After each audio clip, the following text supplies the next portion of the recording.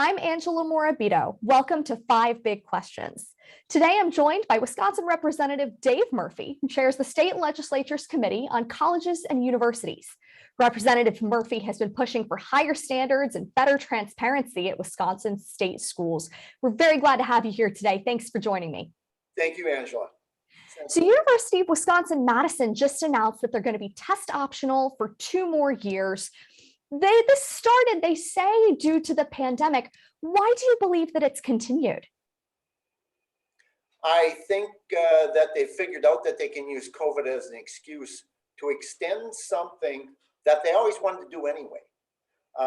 It's interesting because as much as I dislike what UW-Madison is doing on this, there was a news report this morning on TV that said that Harvard was discontinuing ACT and SAT scores until 2030. And, you know, I said to my wife when we were looking at that, I said, well, if you discontinue that until 2030, who in the world thinks that that's ever going to come back if you quit for almost 10 years? Right, and it's much bigger than just Harvard too, right? There are all these other schools across the country. 1,800 were test optional before this wave of extensions kicked in. So test optional may mean test never. And we know the SAT and ACT are not perfect, but do you think they're more or less objective than other things like letters of recommendation, essays, GPA? There's a lot that goes into a college application. What value do you think the SAT and ACT provide? Well, I think you make a very good point here, Angela, and that is that, you know, in a very selective, high caliber college institution, you're going to look at many data points to make a decision about whether you're going to admit students or not. And the SAT or ACT scores is just one of those data points. But it is a data point that is objective rather than being subjective. And when I've talked to the University of Wisconsin-Madison about their admission standards, they come back to me with their holistic approach to admissions.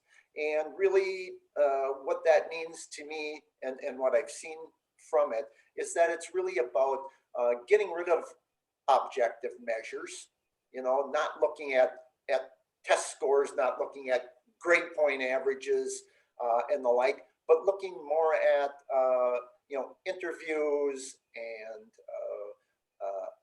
a written essay or whatever, and having it be a very subjective process.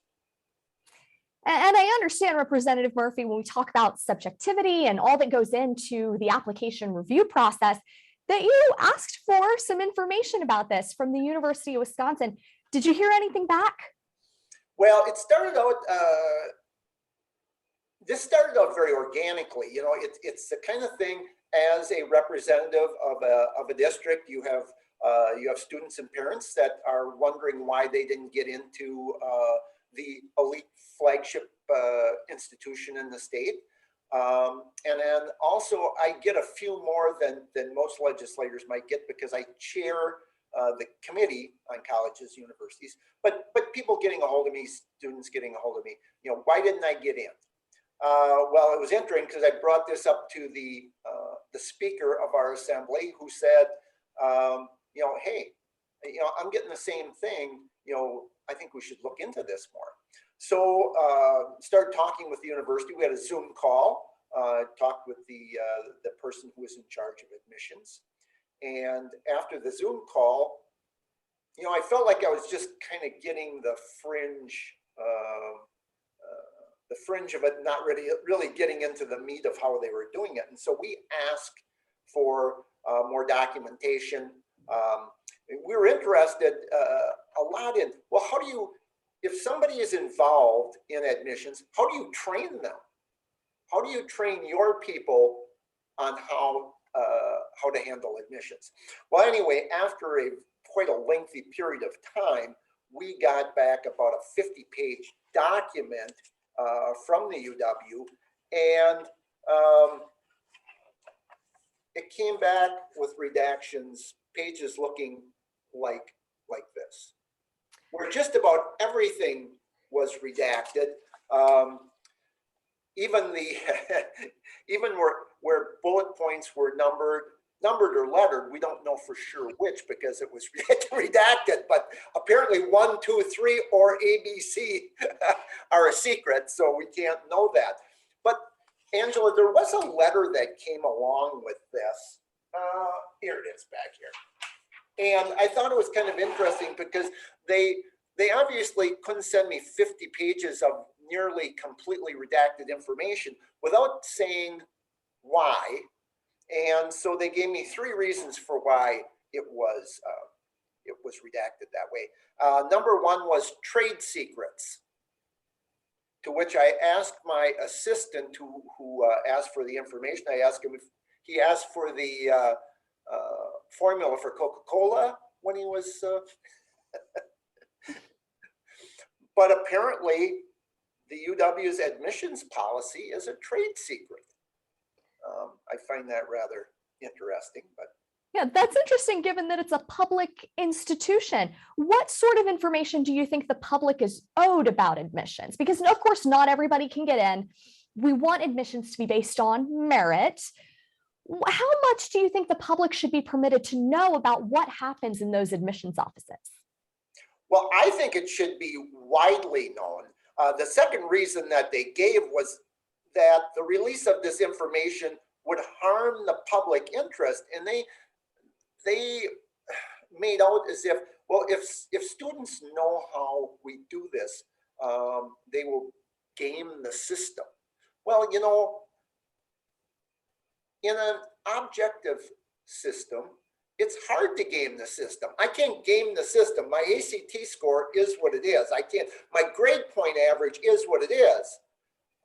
However, if there are others of these holistic measures that they're using to allow entrance, I think those can be gamed, and I think that's where the whole issue comes in. They also said that they were redacting for the protection of certain employees. So that was the 3 reasons they gave anyway, Angela, and yeah, that's concerning for, you know, what sort of public criticism they're trying to shield employees from. Is that personal information, which could understandably be kept private, or is it something that is in the public interest to know? I think that's a very valid question that you raised to them. I also want to talk about the ramifications of this long after students graduate. If schools like UW and so many others start to not look at SAT and ACT, they look more at things that are far more subjective. What does that mean for student achievement, and what does it mean for the graduates that these places are churning out? Well, I think that's a really good question, because you're not going to turn an institution like UW-Madison or Harvard into bad universities overnight. But if you start using bad procedures for taking in students, I think over time, you're just going to slowly erode the student body in those institutions to where they're not high caliber institutions anymore. So I think the public needs to know what it takes to get into an institution like this, what the standards are. You know, if you think about it, Angela, I mean, the idea that that there's some, you know, foggy, clouded, you know, policy out there, and nobody can know it. That's crazy. It's just crazy. Yeah, it seems like something that's been unnecessarily secretive, right? And another thing that's been unnecessarily secretive is how sometimes universities will set the bar differently for students and applicants based on their race and gender. There's a case called Students for Fair Admissions v. Harvard that the Supreme Court may choose or choose not to take up in the coming weeks and months here.